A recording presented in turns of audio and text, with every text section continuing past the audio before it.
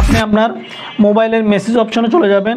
Message অপশনে যাওয়ার পর এখানে আপনি 105 এই নাম্বারে আপনি একটা SMS পাঠাবেন। তো আমি এখানে দিয়ে নিচ্ছি 105 মানে 105 এই নাম্বারে আপনি একটা SMS পাঠাবেন। তো আমি 105 এখানে উঠে নিয়েছি। নেওয়ার পর আপনি দেখেন এখানে মেসেজ অপশানে আমি চলে যাচ্ছি। এখানে টেক্সট মেসেজ এখানে আমি লিখবো, অবশ্যই এটা ক্যাপিটাল লেটার লেখার চেষ্টা করবেন, বড় হাতের, অবশ্যই প্রত্যেকটা ওয়ার্ড ক্যাপিটাল লেটার এখানে লিখবেন।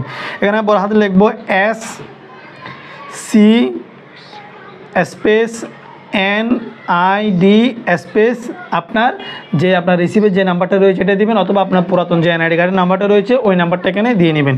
দিয়ে আপনি এখানে সেন্ড করে দেবেন। সেন্ড করার পর এখানে আমি এটা সেন্ড করে দিচ্ছি, আমার এটা দেওয়া শেষ। আপনারা চাইলে সরাসরি কাস্টমার কেয়ারে কল করে আপনার স্মার্ট কার্ডটা প্রস্তুত হয়েছে কিনা সেই বিষয়ে বিভিন্ন তথ্য আপনি জেনে নিতে পারবেন। এই জন্য আপনাকে 105 অর্থাৎ 105-এ আপনাকে কল দিতে হবে।